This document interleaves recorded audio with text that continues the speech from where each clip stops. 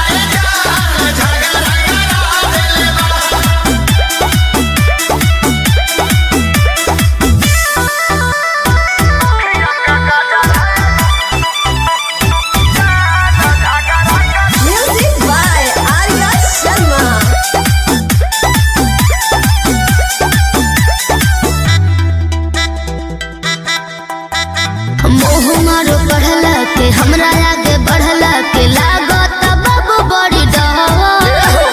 झूठे पढ़े जात बाड़ू तब तू डेरात बाड़ू पहले बाड़ू जानू भगवा तहरा कहला से पढ़ल का छोड़ दे हो तब बोला कवना के देह धके कोड़ दी हो तहर पागल बात मोते हमर होई दूर गति बात निंदिया उड़ा देले बा तोहरा अखिया के गजरा है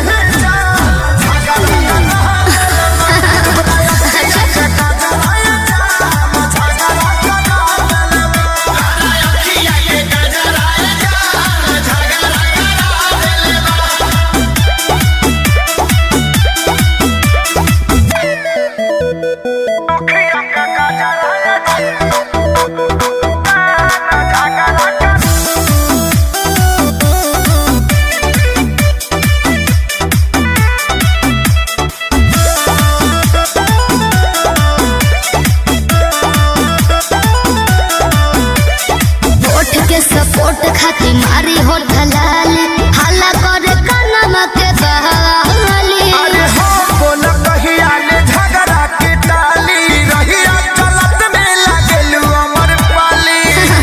कि हमारा होए सन देखावे के तो हुनर बाटे हो तो अखिलेश खेसरी से बढ़ के छू छू न बाटे हो अच्छा मोन भइल बता बाह सभे कहे बाह बाह वैसन रास्ता धरा देले बा तोरा अखिया के जियो ब्यास तोरा अखिया के गजरा होके दो अखिया के गजरा